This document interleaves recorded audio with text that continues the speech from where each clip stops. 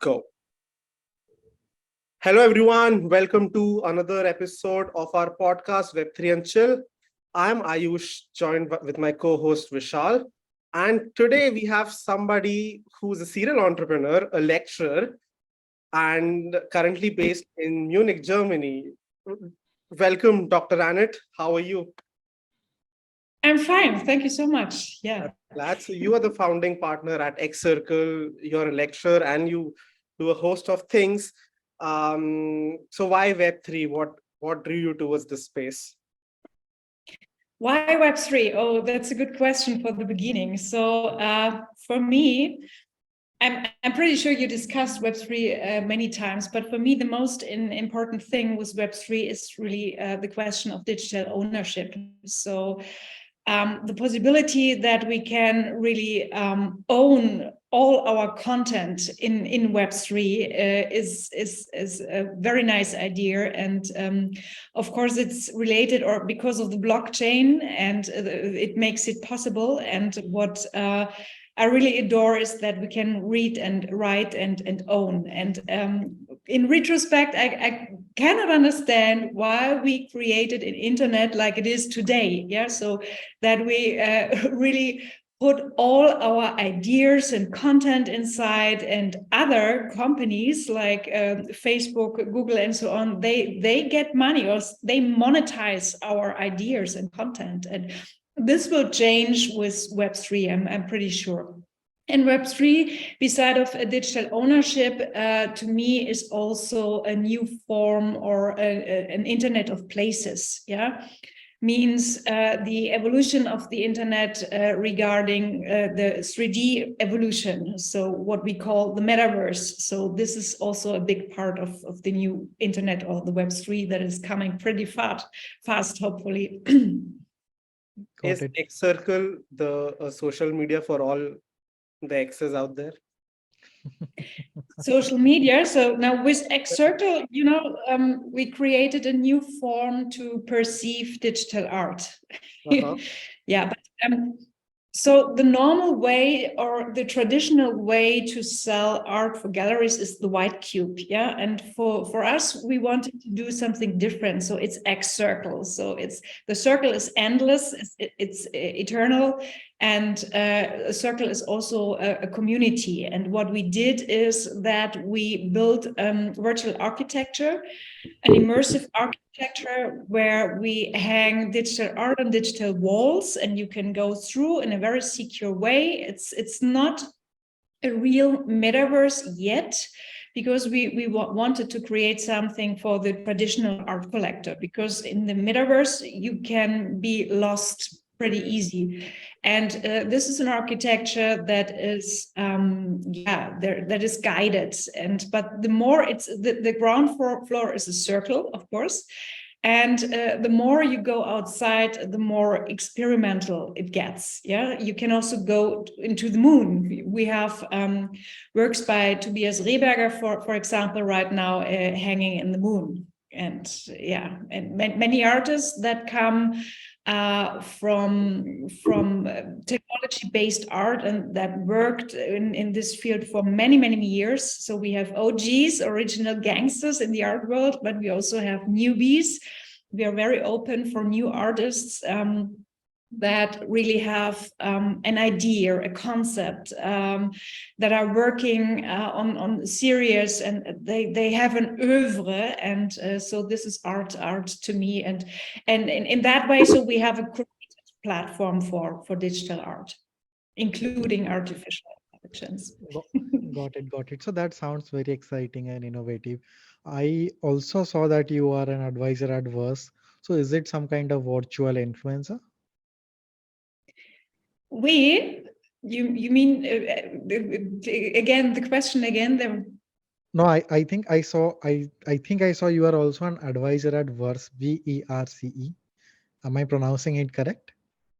Okay, yeah, ICAA. Yeah, sorry, it means Independent Contemporary Art Advisors. Yeah, so this is my art advisory. I was working there for many years, but during during the pandemic and Corona. So everything's changed also in the art world, and it was pretty difficult to view and observe art in original, because we couldn't travel, and I have a lot of clients in Asia and in the US, and it was not possible to see the originals.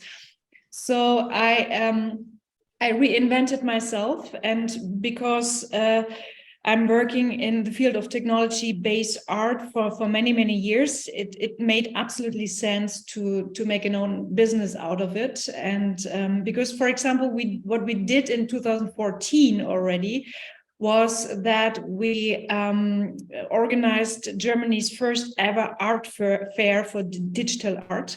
And this was the time in 2014 and also 2015 when we started to discuss with artists the blockchain, because this was the time when artists were thinking about how can I unikize and how can I monetize my digital files. And there have been already the first artists in Germany, like Stefan Vogel, who used Bitcoin as a tool to sell his art pieces.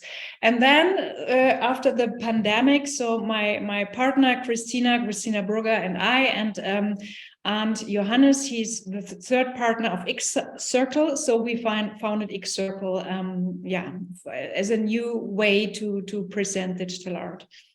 Got it, got it. That's quite a journey. I also understand today digital artists are slightly triggered by how people are perceiving that AI is going to do a job of a digital artist, and they are quite not happy with the sentiment that normal people assume that an AI can actually replace a digital artist. What would be your advice for digital artists who are entering this industry today, and how do they navigate the first evolving Web3 space, and also how they can make the most of their work today? Yeah, so first of all, don't be afraid. Yeah, it's first of all, you just try it out. Yeah, as an artist, so also as a traditional artist, at the end, you can use NFT as an extension of art. Yeah, it's what I think it's boring just to make a digital twin out of your art. This is not the way, the sensible way you can use NFT. But what you can do with an NFT is really to build an ecosystem around your work. For example, we have Greta Louvre. She's working in technology-based art for many years. She is creating digital paintings, and she's also sticking on it, so it's very haptic. But she uses NFTs to add on a sound on her paintings, for example. So it's another medium. So it's an extension or an add with sound on a digital painting. And you can also use NFTs in the way of augmented reality. So Tatiana Lee, for example, she creates digital works. She's working with the topic of zeitgeist, and she's using also artificial intelligence in the background of her images. And she's using the NFT language. So the titles of the works are, for example, We Are Gonna Make It, Alpha, or a null address or something like that. And then you have not just the NFT, which is related to a certificate or a non-fungible token, but you also get an augmented reality work. And of course, if a collector has an NFT in the wallet, you as an artist, you always have the possibility to say, hey, collector, you can also get a pre-sale list that I have, or I can also invite you to my studio. Yeah. So this is what I mean, that an NFT is an extension of art and an extension or a new way to marketing yourself as an artist and yourself as a company. So it works for any company at the end. Yeah. And this is a great tool. And for an artist, in addition, it is when we talk about royalties. So royalties are paid out for artists in real time when somebody is buying a work in the secondary sale. So this is really a game changer for the art market. So if you think about that, for example, the whole Picasso heritage, would get 10% immediately in real time with a secondary sale. So for the next generation of the artists, it's really great. And Yeah, no, that sounds exciting. And again, it is clear that you are very passionate about NFT and how it is truly transforming the way artists works. I think yesterday this news came that Instagram is pulling out, or Meta, the founding company, is pulling out its plug on its NFT project that it was calling as digital collectible. I wanted to hear from what is your point of view? Is it a good news or a bad news for the community as whole? Because NFT on Instagram was a huge step to take NFT to the mass market to make it a household name. So, what are your thoughts on this? yes, of course. So Instagram, it's also it was always for artists a peer-to-peer system as well, because through Instagram they put on their images and their works, and they already could talk directly to collectors, and it happened. So Instagram enabled to sell artworks before NFT already. And now there is the tool NFT that you can use, what also our artists use. And so it works. And yesterday I heard that also Twitter is enabling NFTs on the platform. And to come back to Web3, this is the future. So if we really have the possibility to create an internet on the blockchain, we need these tools to really secure digital ownership. And so I'm a big fan of NFTs, and I'm pretty sure that this is the future. Got it, got it. No, that's definitely sounds promising. So the other thing that I was wondering is, when do you see NFT mass adoption can be seen across, like people like beyond artists, people are buying and owning NFT, and who do you think are some of the companies who are working towards enabling this? Oh yeah, that's easy. So it's education. So it's what you do. So I would say so 80% of the society in all countries, they don't know about NFTs and Metaverse and Web3. And this is why we are doing these kind of podcasts, and this is why we are on many conferences to really talk about. And I'm talking to everybody on the street on this, because the first thing of all is the wallet. So this is what you need, not only to buy NFTs, but to store NFTs. So this is really a need. And what we realize when we are doing exhibitions, that this is the biggest challenge for the market, really, to educate and to show how a wallet works. And to guide through all these questions and to unsecurity, and really to explain so what to do, what you have to keep in mind, to talk about cybersecurity, to talk about how to use it, and to talk about the future. And this is one part of the mass adoption. And then on the other side, I think when we are talking about the metaverse, for example, it's the user experience. The better the user experience is, and we are going towards in this direction. So it's getting more and more hyper realistic in terms of 3D experiences and immersive experiences. And so the better the experience, and of course, last but not least, the more companies and brands are entering the market, and the more good the concepts are. So the better for the whole community and the society to really realize and to see that it works and that it works well and that it is a new tool for marketing and a new tool for loyalties and that it is dedicated to the next generation that is in all these immersive worlds anyway since many years. And but at the end, I guess mass adoption. So if you look back to the internet, it's maybe the same development because at the beginning of the 90s, so most of the people, 80% or more, said, so what's the internet? We don't need the internet. So this is the same situation what we have right now. And look what it is, the internet today. So you cannot live without the internet. And same with the iPhone. So first there was only a small percentage that really possessed an iPhone, and now we do anything with an iPhone. So and same with artificial intelligence. We are already very deep in artificial intelligence since many years with GPS and with tracking. Our face is tracked the whole time. Our places are tracked, and so the whole advertisement is made with tracking. And this is something we do not realize, or maybe not consciousness realize, but it's happening. And so metaverse, NFT, it will come anyway. Got it. That's quite a journey.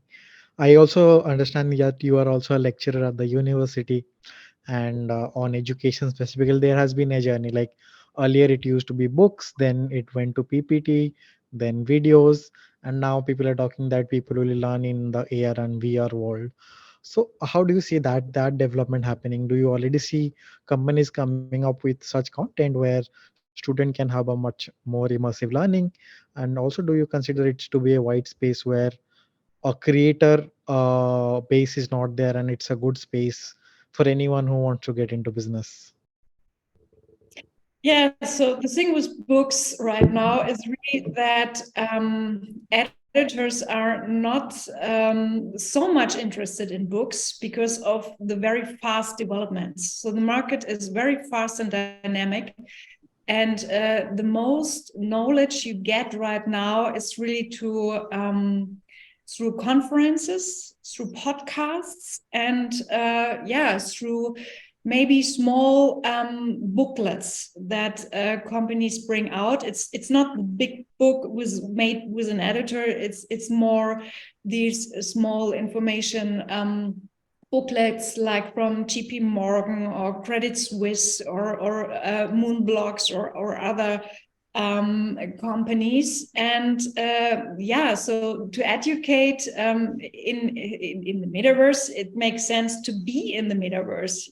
So this is my advice for everybody. Or also, if you're an expert, you must know the technology, and as an expert, not as a user, but as an expert, you must know the technology and you must know how it feels like to be in the metaverse. You must know how a wallet functions, and you cannot talk about NFTs if you don't have a wallet and if you have never transferred an NFT, and you can't talk about the metaverse if you haven't been ever in a metaverse. And for creators or for students, it's nice really to create an own space, what you can easily do, for example, in spatial. The spatial is pretty easy to access, and not sure if you even need a wallet. So I guess it also works with email. So first you create your own avatar, and the technology is getting better and better, so it really looks like you, and so that you really have also an empathic interaction with your avatar. So it's not an abstract thing. And then you go into the room, in an education room. We will have educations room in half a year, so we can test it. And then you are there together with students and with your professor, and you talk about all these things. And you can also show emotions through clapping, through laughing. It's really a nice experience, and it's much more interactive and emotional than a Zoom call, for example. Yeah. Okay, so I was just thinking that art was one of the primary use cases for NFTs. Like people would buy your BOICs, NFTs just because they were fancy, Yeah. etc. But I mean, last year the whole NFT market has gone down. It's sort of a crypto winter out there. So do you see that art as a use case for NFTs will still come back again? Or Oh, it's already there. So for me, it was never gone. Yeah. So what really happened last year was the crash of the NFT market was that I would say non-art was also affected by the crisis, because of course there was a lot of images outside. I would say it's not art. Yeah. So, and a real artist, I mean, zeitgeist artists, they always create or react on contemporary questions or developments and use new technologies either as a tool, as a medium, or as a subject to absorb, to express, and especially to criticize what's happening around this. Yeah. So if you look at art, there's something behind. Yeah, it's not just an image that you may be annoyed after a couple of weeks. So art is a very emotional and it's a dialogue with an image. Yeah, and this that you can you feel also 10 years later as well. And art as a use case makes absolutely sense. First of all, because in the metaverse we will have houses, we will have walls, we will have company meeting rooms, and so we will have art on the wall as well. So, and it's a good digital asset. So it's like an impressionist painting, for example. Yeah, so it was also pretty new and a reaction on zeitgeist as topics and with new technology. Same with Jackson Pollock, same with Andy Warhol, with pop art and everything. So, and artists, yeah, so they react on our time and use these technologies, and so we have a lot of masterpieces of tomorrow right now. Yeah. So, for example, Tamiko Thiel, we have in program. She is working with virtual reality technology since many years, and she's also in museums and in museum collections. And but yeah, what we realize, it's always if you talk about the newest of the new, you also have to have the courage as a collector to really buy it. Yeah, because at the end, of course, we have new mediums right now, and we also have new visuals, which is about science fiction, about cyborg. We have a completely new color perception and surface on art, and this is something where normal behavior patterns are not used to it. So you need this curious view of progressive topics of the future, and this is always the company owners who have this. Yeah, it's that's interesting. So most of the people need the time, but company owners are more open for new visuals and new developments. Mhm. Let's just changing gears now. How big is your Xcircle team? Like, are you bootstrapped? Are you guys funded? And what's in for the future? Well, how big is what? Your Xcircle team. Xcircle, Yeah. in terms of community. We also make in real life exhibitions, and this is the educational aspect, because it's important really to build this bridge from digital to analog and vice versa.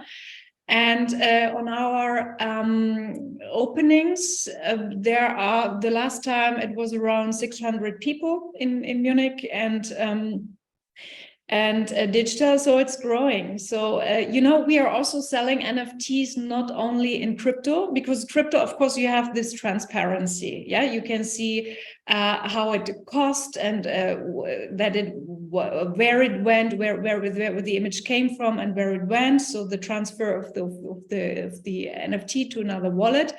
But we also sell NFTs with normal money. Yeah, so we are invoicing with euro or dollar. And so this is something what you cannot see on the blockchain, but what it's happening as well. But and our circle is growing more and more.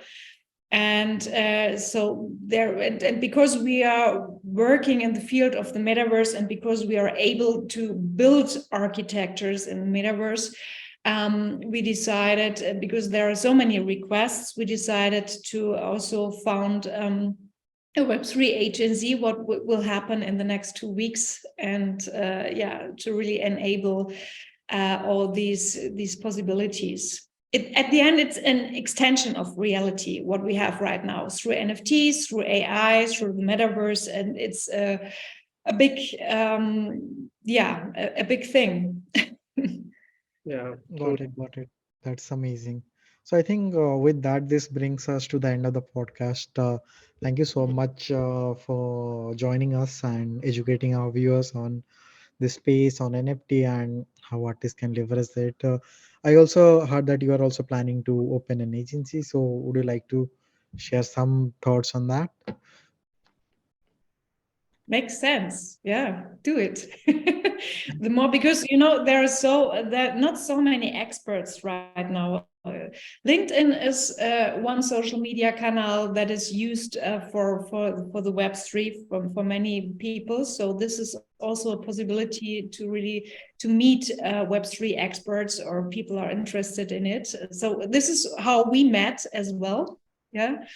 And it makes absolutely sense. So I don't know this situation in India. So here in Germany, of course, we have these question of security and regulations and tax issues and so on. I don't know, maybe it's the same in India.